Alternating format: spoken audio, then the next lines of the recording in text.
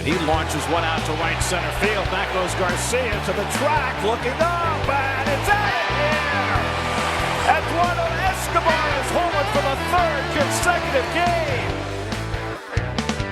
Hey everybody, welcome back to the Shea Station podcast. We're finally back. My week off in Maine was splendid, but I'm very happy to be back talking about the Mets with my co-host Jerry Blevins, who is once again in an unidentified location. As always, honestly, I think we catch you once a week just somewhere on the map. Jerry, how you doing, man? It's been a week since I've talked to you. I know. I'm doing well, man. I miss you. What's going on? What's new? How's your Maine? How's your Maine life? You know, are you moving? No, I'm not moving, but maybe I might retire there one day. Oh, it's so beautiful. And it was nice to I love my Mets. Don't get me wrong. I love my Mets. I love talking about the Mets. It's nice to unplug for a week. I think I picked a really good week to miss because we got 2 losses against the Astros, 2 random off days, and then this series with Texas that we're going to talk about today. The season ended in the middle of the week, which was news to me because, I was off the grid a little bit. But by the time I got back to Jersey, the season was back on. So that's pretty cool. Oh, yeah. Well, you did miss a semi-eventful with off days. This is strange. But it's, it's going to end probably 3 or 4 more times. The season will be over. That's how it goes. Yeah, I just want to say you've got a beard right now. You're showing some chest hair. I don't even recognize you anymore. Listen, it's Maine scruff because I forgot to bring my razor. I was going to clean it as soon as I got home. Some people thought maybe I should let it grow. I don't know. It could be gone tomorrow. If you're watching on YouTube and you're flabbergasted, I apologize. But I appreciate the nice words. Show this off right here. This part. I can't. I have 11 chest hairs. You got the baby chest going. That's crazy. I do. I have 11. So I shaving it off is the best form for me because it's sad. But you've got some fur going down there. I have enough. Honestly. Okay, enough hair talk, I guess. Guys, the Mets won a series. The season's back on. They grabbed a pivotal series win. You can tell that I'm back and everything's normal because we have a game 1 win, a game 2 loss, and a game 3 win. And that's just what the Mets do. Before we start today, I don't know if you saw on our Twitter, somebody replied, because I talked about the game 2 loss thing. Somebody replied with the Mets records in just regular 3-game sets this year. They're 15-2 in game 1. This is from One Shining Mets on Twitter. So shout out to them. 15-2 in game 1, 5-12 in game 2, and 12-5 in game 3. That's what you've been dealing with all year in 3-game sets. Yeah. I mean, what I feel both happy and sad about that because the Mets are winning series in those instances, and I just have to be a team player. I know, man. There's another tweet. Somebody responded to that and said, will the Mets win today? Had the little, is it game 1 or 3? And then it goes to yes and nope for game 2. It's perfect. So shout out to the Eye Test podcast there. Yeah. People have really picked up on the game 2 curse. And it's kind of becoming a thing now, It's been a thing in my life the whole time. Yeah. People, I'm just really another downer for me, but we'll handle it. Let's get into it, man. Let's recap. We also want to thank today's sponsor for today's episode of Shea Station, which is Cushy Dreams. Guys, if you're dealing with stress, anxiety, sleeping problems, trouble quieting your mind in general, Cushy Dreams is likely a company that's going to help you out a lot.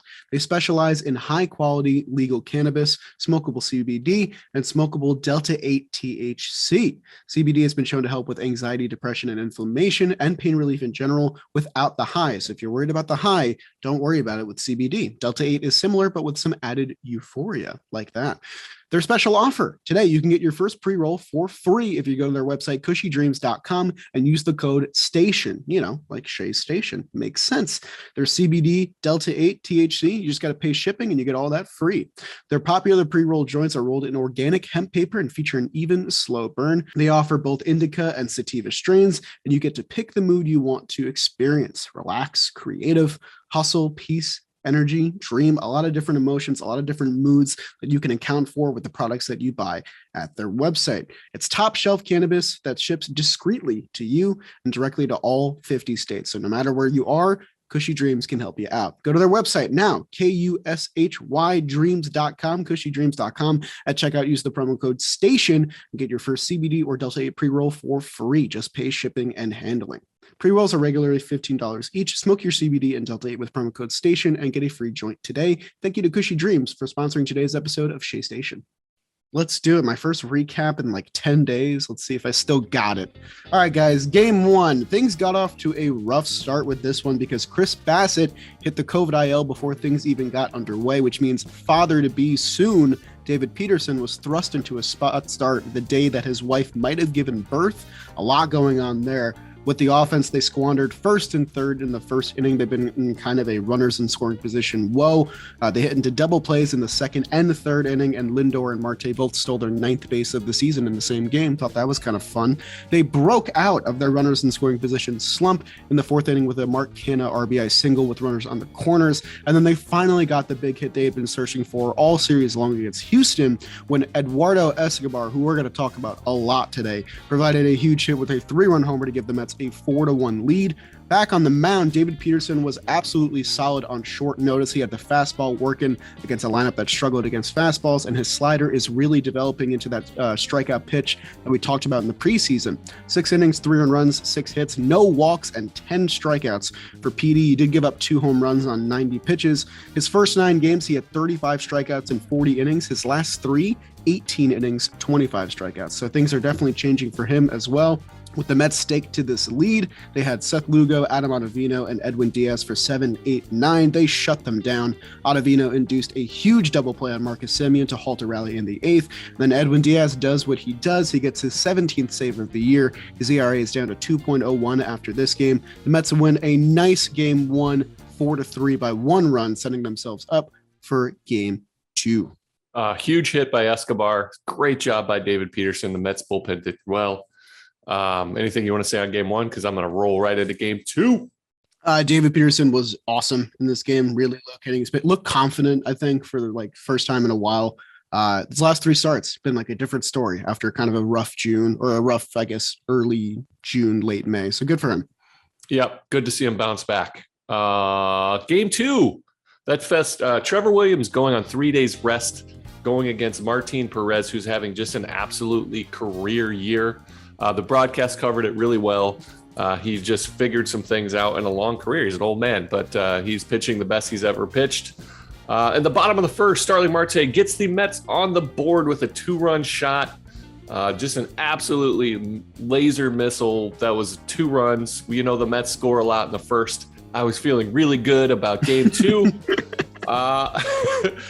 Right away, top of the second, Cole Calhoun hits a 3-run shot to go 3-2. And then Jonah Heim decides to go back-to-back to make it 4-2 Rangers. And they would never look back. On the top of the 4th, Calhoun pokes his 2nd home run of the day out to left, just over Mark Canha's glove. 5-2 Rangers at that point. Bottom of the 4th, Eduardo Escobar, in his 2nd straight game, decides to make it 5-3 on his home run. The Rangers would add a 1 off of Joe Ellie in the 7th, 1 off of Tommy Hunter in the 8th to go up 7-3. They were both off of Tommy Hunter, but he came in with a runner on score position, a dribbler through the shortstop hole on a shift. 7-3. The Rangers win 7-3. Trevor Williams goes 3 2/3, allows 5 runs on those 3 home runs. Martin Perez goes 6 2/3, 3 runs on those 2 homers. Marte, Lindor, Eduardo Escobar each collect 2 hits, but the theme for the day was the team was 0 for 8 with runners in scoring position, a downward trend for these Mets that they're going to need to correct. Yeah, just kind of a tough game 2 to watch all around. I watched, I think, the last 6 innings of this one after I drove 6 hours to get home from Maine, so I was already tired as can be. Pete Alonso was a little cold in the series, and I think you could tell when Alonso doesn't go, the lineup doesn't really go, aside from some big hits. Trevor Williams had to start on 3 days rest. That's tough, but we're getting Scherzer back, so that's very, very good. That won't have to happen again. Mets bullpen was honestly good in this one. Medina had 2 solid innings. I think he had like a 4-pitch inning in the 6th. Joely looked good all series long. We'll talk more about him. But yeah, just kind of a dud game 2. I think they knew Jerry was going to be back covering it. So they thought, all right, let's save all our energy for game 3. Then we'll win that one. So we could just punt game 2. I punt all my work all the time, every time. It's fine. So that led us to game 3, where all the energy was at. And wouldn't you know it, for the second day in a row, Starling Marte decides to take one to the seats on a laser beam. This time it's a solo shot to put the Mets up 1-0. Carlos Carrasco, big day for him. He's had a really rough go of it over his last 4 starts, an ERA above 8 in that span. He was spotless today, aside from a solo home run given up to Jonah Heim, I believe. He bounced back 5 2/3 innings, 1 earned run, 6 hits, 1 walk, 8 strikeouts, just the 1 home run on 102 pitches. Gets that ERA down to 4.64 after a really rough month. So good for Cookie. Definitely think he needed that, leaving on some good news there.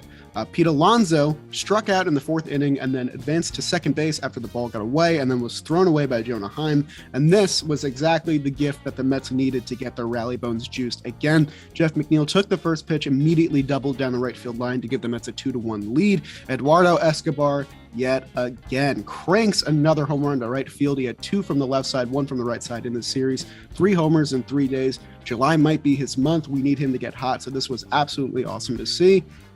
And then the Mets bullpen cruised in relief of Carrasco. Joely Rodriguez had a pretty good series. He gets 4 big outs after going an inning plus in the game prior. Adam Ottavino with another scoreless inning, only 1 earned run in his last 13 innings on the year. And then Edwin Diaz came in for the 9th, gave up a couple hits, but ultimately looked solid as always. Gets 2 more strikeouts to his name and his 18th save of the year. His ERA goes down below 2 for the season. The Mets win 4-1. Their season is back on as they take the set from the Rangers and they head over to Cincinnati to continue what is going to be a very short road trip because they'll be coming right back home after. But very good stuff. Good game. Cookie looked solid. He looked kind of like a bounce back version, which was great. The bullpen looked awesome. And then, oh my gosh, how good is it to see Eduardo Escobar hit with some power?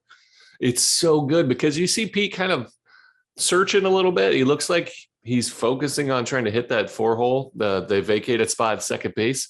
I would love to see him think about driving the ball and then that be secondary. But, you know, when you have a guy behind you that's actually carrying the load a little bit, it allows you to hit a little bit of a lull in your season and not feel like you're letting the team down completely, because we've relied on Pete so much this year. To see him kind of fall into a little bit of a power outage, if you will. Ooh, I like that. Yeah, I mean, it's not. I'm just so happy to see him, and he's loving it. Eduardo Escobar is so happy when he's rounding the base because he wants to produce. He's trying really hard, and so it's good to see some hard work pay off. Yeah, definitely. I think back to that quote he had a couple weeks ago where he wants to give Mets fans a reason to root for him. He was definitively the MVP of this series for sure. So many big hits that kept the Mets in the game or gave them the lead. And I mean, you go across the board on these slumps. After game 2, Guillorme was 1 for his last 23. Canna was 3 for his last 34. JD Davis, 3 for his last 21. These are all the guys that are right behind Pete. So when Pete goes out and these guys aren't producing like they were before, you know, you really feel the weight of that, I think. Our other guys did the best they could. Lindor had a game where he got on every single time, but the RBIs aren't coming as aplenty as they were before for both of them. But the Mets do enough to get this series win. They scored 10 runs in 3 games, so that's kind of where the offense is at right now. But they are going to Cincinnati. They're going to a hitter-friendly ballpark. They're not getting Luis Castillo or Tyler Mahle, which is very, very good. So hopefully the bats will get a little bit rejuvenated there. We'll preview that series in a little bit. But we have a very, in my opinion, a very competitive apple of our eye, but I do think there's one definitive clear winner. The apple of our eye. Yeah, man, get on it. Hop on it. All right, we got to go obvious here. I think I would not be mad if both of us gave it to the same guy. I do want to shout out Lindor, who went 3 for 9, a run, 3 walks, and a stolen base. Very productive series for him. Starling Marte also had a great series, kind of got overshadowed a little bit by somebody else. He went 4 for 10, 2 homers of his own. So I think he's already at 10 on the year. Good for him. Stolen base, walk, hit by pitch, 2 runs, 3 RBI. He did it all.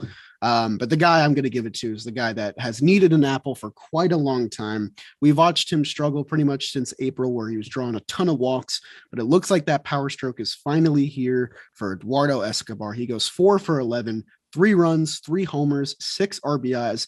Undoubtedly the biggest piece of this Mets series win. Without his clutch hits, the season may still be over. We might lose this series, but he gets 3 home runs.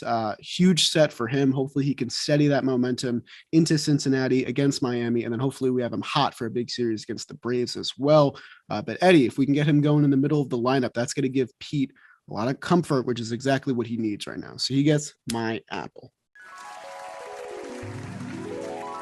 Great job. Definitely deserved. The quote for him of being, wanting to give the Mets fans something to cheer about. Oh, the Mets fans would love him. They want to love him because he's so likable. So likable. From the Foga to Chow to him leading the way for all the meetings and just being the leader that he is, they want to love him. I think hopefully now it's that way for the rest of the year because, they need that production. There's a lot of talk about, are we going to trade for a bat, which is still possible, but Eduardo Escobar could be that trade guy that started to hit like the one we signed, and we wouldn't need to pick up anybody else because he started to step up. The law of averages and math plays out to where he has an average year, but it's second half resurgence. So I want to shout out from my apple. I want to shout out David Peterson, who went 6, got those 10 punch outs, looked really good, but I am going to follow in your footsteps. And my apple also goes to Eddie Escobar. Very nice. Just so well deserved, so needed from our team. He deserved a double win, a Shea Station, clean sweep, a Shea Station sweep. Oh, like apple. That. You've had power outage. You've had Shea Station sweep. You haven't lost a step. Man. I guess I've just been writing these things down since you've been on vacation. Speaking of, you went on vacation and shut it down. I'm at the lake once again. I know, man. If you guys remember from last episode, I was actually facing, the opposite direction. Now I'm facing this way. So you get this beautiful morning light glowing on my face. I kind of like it. I'm into it. Yeah. But yeah, man, Eddie Escobar, we need him more than we realize or have until now. And we had those runners in scoring position. Lindor and Pete have been the guys. And now everybody else is having a lull and Eddie's hopefully picking up everybody. Yeah. I mean, we saw Nimmo have a tough series. We saw Mark Canha slump. He's had some big hits for us this season. Starting Marte with 2 home runs, but that's not really what you're paying him to do. You're paying him to table set and keep the line moving. Eddie kind of needs to be this guy. It doesn't need to be 3 homers in 3 games by any means, but you need to see some more big hits from Eddie with runners in scoring position. And I think this really got the monkey off of his back for sure. Glad you shouted out David Peterson. His start, I think, is better than it looked. 6 innings, 3 earned runs. He looked really dominant in this game. Just made a couple mistakes, and I believe his baby has been born. If I am, I don't know. I know he's on paternity list now, but. Yeah. So sometimes that can be a little anticipatory because you only get 3 days of paternity leave. You're only allowed to have 3 days when your babies are born. That seems totally fair. Or somebody in your family passes away and you have to go visit. You get 3 days including a travel day or both travel days to go make your peace, kiss your baby for the first time. And then you got to get back to work. We know what we signed up for as ball players. This is it. I was lucky enough to have, while my first was being born, we had a 10-game homestand. Nice. So I got to see him for 10 days, the first 3 being there every day for mama. She was feeling healthy. So I got to be there. And then we went on a 10-day road trip. So I missed half his life. For the first, I was there for 10, gone for 10. But again, this is part of the gig, man. Everybody knows what they sign up for. Can be hard, can be difficult. But David Peterson, A, great start. B, I hope your wife and your baby are happy and healthy. And I wish you nothing but the best, man. Welcome to fatherhood. It's awesome. That's awesome. And I was actually, you look at it in the scale of things of 72 hours. That's what you get for a paternity list. The Mets, I think, waited an extra day strategically, like not to the benefit of Peterson. It was just like wait an extra day to get the arm and then put him on the paternity list. So I think he gets that extra 24 hours. So he knocked out his travel day. Happy for Petey. He gets the full 3 days. Take what you can get, but that's tough, dude. The Mets will let him stay too. He'll probably go throw a bullpen and then go back to his wife. If they need a day, I'm sure the Mets would give him another day. Him being a starter is easy because he only pitches once in a 10-day span. So they, as a reliever or a position player, your presence is missed when you're not, you're not in there. Yeah, exactly. So. And I mean, it's really interesting talking about Peterson because we just did our over-under episode. That was last Monday. Our over-under for him was 9.5 games started on the year. And I think he's already passed it. If I remember, I think he's up to 10. Is he? Well, I think he's up to 10. And I think both of us took the over. I don't remember. I took the under. I want to say, I don't remember. Again. Yeah, he just started his 10th game and he has a 3.24 ERA. He has had a splendid season. Good for Peter. Love to see it. Really good. Love to see it. You want to do some notables? Yeah, let's talk some news, right? We're a newscast. That's what we're supposed to do. The Mets NL East lead got a little scary in the middle of the day. That's when the season ended. It got down to 2.5 games. Now it's back up to 3.5, thanks to the bench mob in Cincinnati. Brandon Drury, Albert Almora, Matt Reynolds, they were all over the Reds' comeback against the Braves. That was really awesome to see. Just those guys getting a fair shot and getting a lot of playing time over in Cincy. We're going to see most of them when we go to play them next. Mets were horrible with runners in scoring position this past week, 10 for their last 69. They're still a top 3 team with batting average in runners in scoring position, which just goes to show that they were really good at this in the first half of the season. They're just hitting a lull. So keep it calm, guys. They'll be back. Don't worry. They still got their big hits, still won a series, Edwin Diaz won NL reliever of the month for June. So good for Edwin. That's the 6th time he's won that. Excuse me. Most by any reliever in the award's history. Went 9 2/3 innings, 21 strikeouts, 1 walk, 5 for 5 in save opportunities. And then you mentioned some trade talk before when we were talking about Eddie Escobar and how we might not need the bat anymore. A quote from Laura Albanese of Newsday when she asked Billy Epler about this. She said, Epler said Mets are looking at additions both in run prevention and creation, implied the Mets had plenty of financial flexibility, though obviously some prospects are about as close to off limits as you can reasonably get. I don't know who the Mets are comfortable parting ways with. I honestly don't think it's anybody. So I think trades might be a little hard to do. I know that there were scouts at Jacob deGrom's rehab start yesterday to check out Dom Hamill, who was one of our more recent pitching draft picks. But I don't know. I really liked what you were saying about how if Eddie heats up, we might not even need that big bat. Maybe we just go get some relievers or something. And I think that is the ideal scenario for the Mets as well. I think they built a solid core roster. And if the lineup produces the way they thought they should, then I don't think we'll need that huge bat for a stretch run. But there's a lot of things in the cards, I think, with a month to go. Yeah. I don't know, man. I have no idea what Epler has.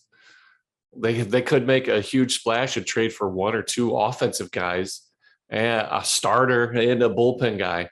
Who knows? But we have, we'll hit that up with the news. But you have Trevor May, who's working his way back. So there's a back end bullpen guy that we were relying upon. And then Jankowski's on his way up, so you don't know what's going on there. He's about ready to start a rehab. Yep.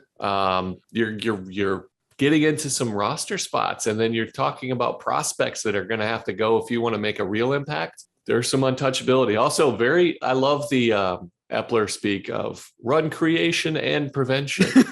I mean, that is awesome.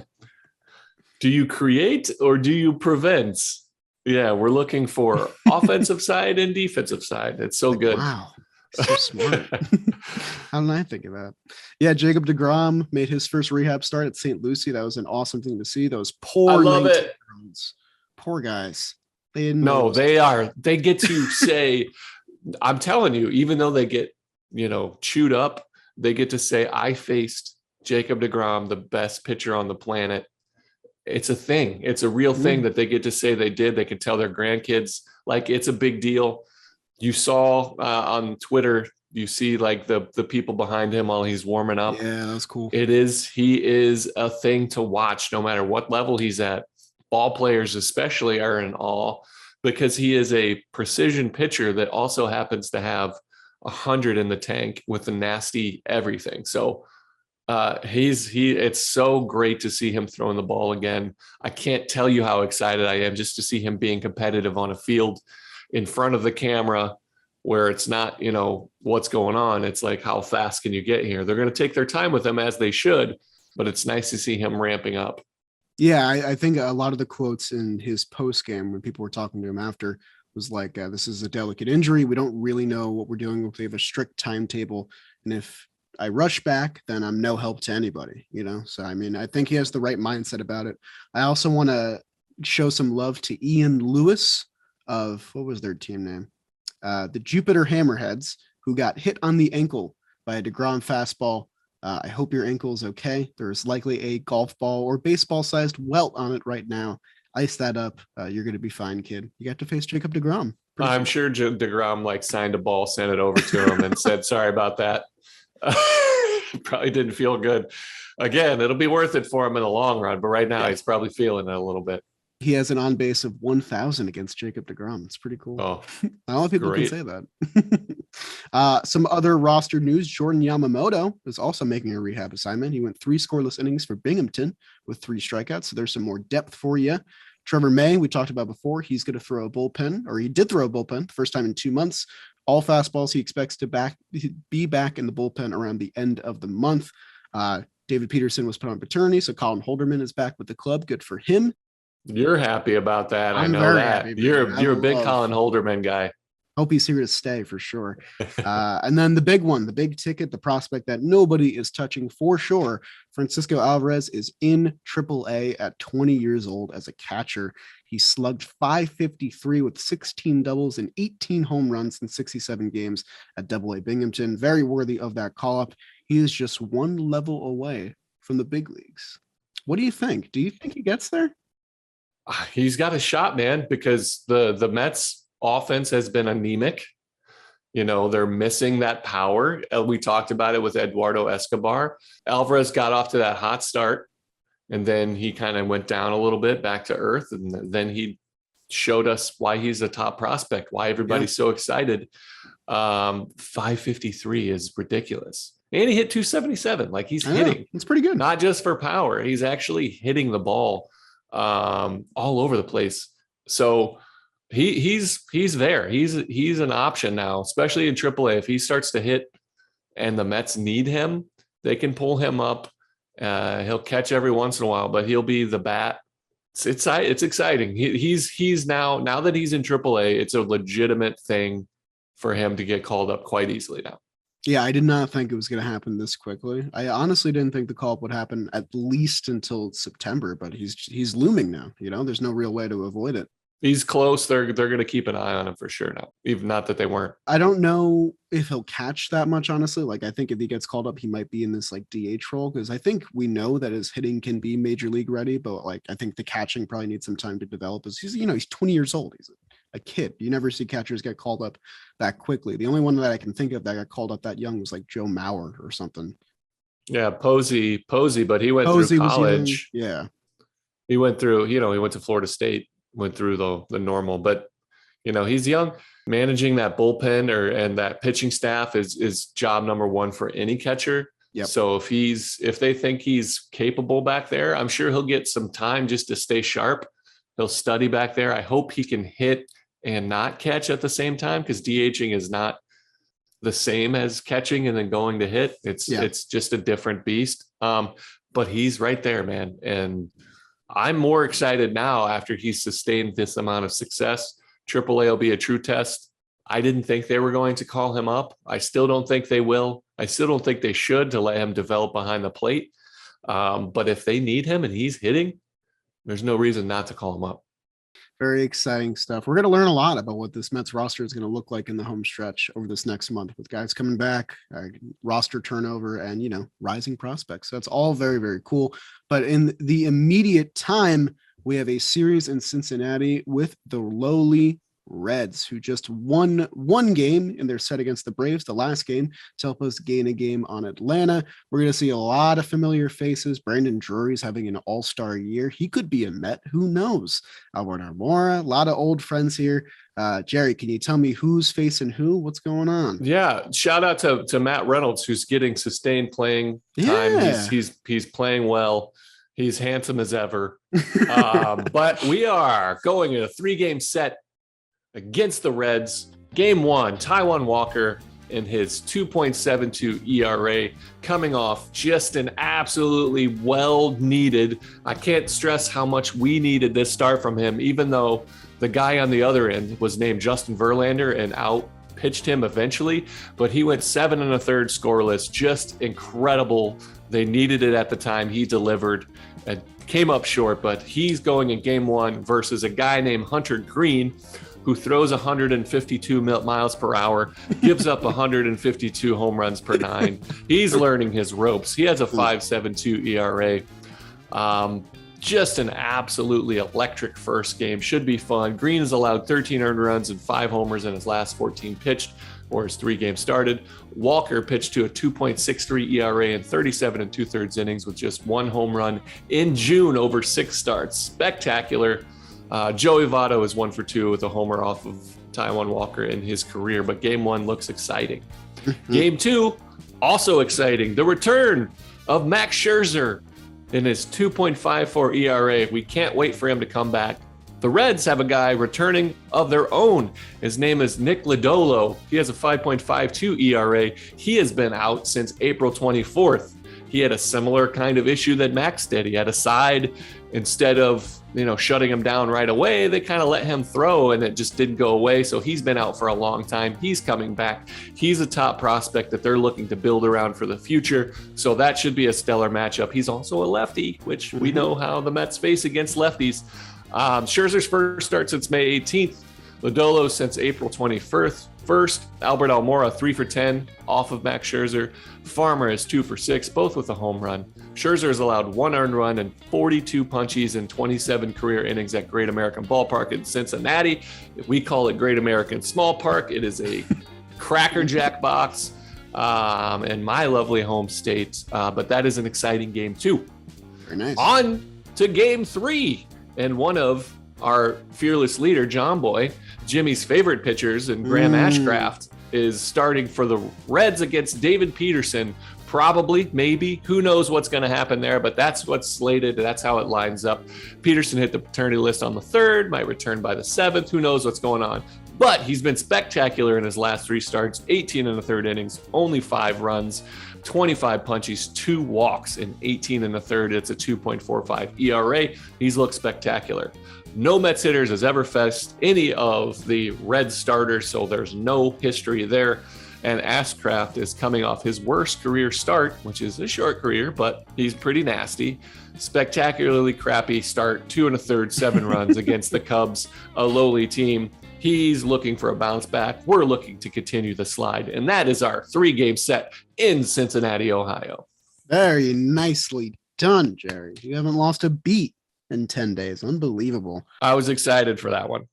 These first 2 games are really, really fun matchups. They could go well. They could go poorly. You have a guy with a electric fastball in game 1. We've seen our Mets struggle with that. And then you got a lefty in game 2, kind of been the Mets kryptonite for a while. But luckily, we have arguably our 2 best pitchers in the rotation right now going with Taijuan Walker and Max Scherzer. Taijuan looked awesome against Houston. I watched the highlights because I wasn't able to catch the game because I was in a cabin in the woods in Maine, which was very nice. You were on the beach and the forest at the same time? At the same time. Yeah, at the same time. What an invention, Max Scherzer's back. He's no longer a rumble pony. I'm sure that he is happy about that. Hopefully David Peterson will be back for game 3, although take your time with your new baby, no rush. Who knows? Yeah. And hopefully the Mets can grab another series win. They got 3 here with the Reds and they got 4 with Miami. And then the matchup that everybody has been waiting for, a 3-gamer in Atlanta with the Braves. So that'll be very exciting. The Braves get the Cardinals this week, so they get a little bit of a tougher matchup. Hopefully we can gain some more ground there. Just keep winning series, man. And I think you're due for a pretty good game 2 here. You got Scherzer. The odds are in your favor. Should I not be saying, am I jinxing right now? Don't do that. Unbelievable. Don't do that to me. A lot to look forward to. We've got the resurgence of Escobar. We got Marte, doing his thing. We got Edwin Diaz doing amazing things. We got DeGrom on the bump competitively. We got the return of Max Scherzer. It's so exciting. Taijuan Walker, who's just been an absolute hero for these Mets. We've got some great things. Alvarez getting called up. Just beautiful. Trevor May going back. Jankowski, everybody's favorite Met, starting his rehab assignment. It's good things, positive things moving forward. Don't look past the Reds. These guys, these 3 arms are big arms. These guys can pitch. We should dominate them, in the grand scheme of 9 innings over 27 innings, I guess, in 3 games. But they're big leaguers and they have a bright future. So let's get these 3 and then we'll talk about the Atlanta Braves. Yeah, I was going to say, I can't believe all these good things happened in succession right after the season ended, but that's just kind of the season the Mets are having. Their season ends and they get a bunch of good news.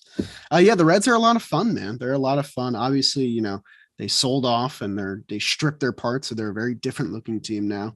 But I had a lot of fun watching the Rangers. I think they have a very fun squad, a lot of speed, a lot of pop. The Reds have a bunch of familiar faces that I'm glad are getting a nice lion's share of playing time. You mentioned Matt Reynolds. He's been around since 2016. He also had an at-bat with us this year, which I don't remember at all, or he played in the game. I think he played the field. But he was a Met this year, which I was not aware of at all. So good for Matt, getting a lot of at-bats in Cincy. Good for him. Yep, happy for him. Shout out to his wife, Sam. They're doing great things. Good dude. Good dude. All right. I think that's it. That's it. All right. We did it. We're back. We got through. Guys, we're officially You back. and your chest hair and your beard. I don't even know you anymore. I'm a scruffy You're guy. a changed man. Are you going to go chop some wood after this? I'm thinking about it. I mean, Jack, lumberjack, that kind of makes sense, kind of lines up. Do you see I got the Jomboy boxing Canobio rocking I'm telling Canobio the t-shirt. That's a good one. Let him know. It's good stuff. I love it. Guys, we'll be back on Thursday to talk Mets Reds and preview Mets Marlins. Thank you for your patience this last week. We missed you guys. Hope you enjoyed today's episode, and we will see you again in a few days. Let's go Mets. Let's go Mets.